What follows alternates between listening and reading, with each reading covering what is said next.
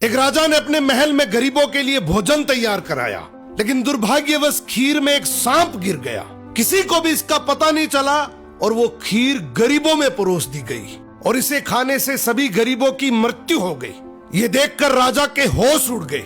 उसे लगा कि उस पर गरीबों की हत्या का पाप लग गया। पश्चाताप में वो अपना महल और राज्य छोड़कर जंगलों की ओर निकल पड़ा। उसने सोचा कि शायद तपस्या से उसे इस पाप से मुक्ति मिल सके। चलते चलते वो एक गांव में पहुंचा। गांव के चौपाल में बैठकर उसने पूछा कि क्या इस गांव में कोई ऐसा परिवार है जो सादा जीवन और भक्ति में विश्वास रखता हो। गांव वालों ने बताया कि यहाँ एक भाई बहन रहते हैं जो बहुत ही सादगी और भक्ति से जीवन बिताते हैं। राजा उसी घर में ठहर गया।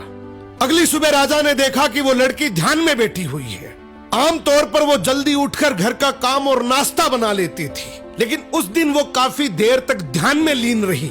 जब वो ध्यान से उठी तो उसके भाई ने कहा, बहन आज तुम देर से उठी हो, घर पर एक मुसाफिर ठहरा है, नाश्ता कराकर उसे जल्दी भेजना था।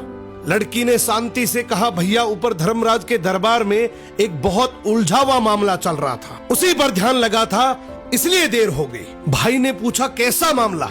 लड़की बोली, एक राजा ने गरीबों के लिए भोजन बनवाया था, लेकिन दुर्भाग्यवश खीर में सांप गिर गया और वही खीर खाने से सभी गरीबों की मृत्यु हो गई।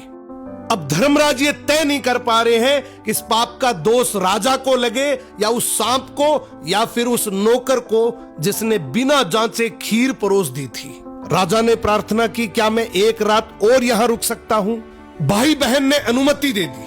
उधर गांव की चौपाल में दिन भर लोग बातें करते रहे कि पता है फला राज्य के राजा ने अपने राज्य के गरीबों को हटाने के लिए उन्हें जहरीला भोजन खिलाकर मरवा दिया। बिना सच जाने लोग निंदा करते रहे। अगली सुबह लड़की फिर ध्यान में बैठी। ध्यान पूरा होते ही वो अपने काम में लग गई। राजा ने उससे पूछा, बेटी अब बताओ गरीबों की मृत्यु का पाप आखिर किसे लगा?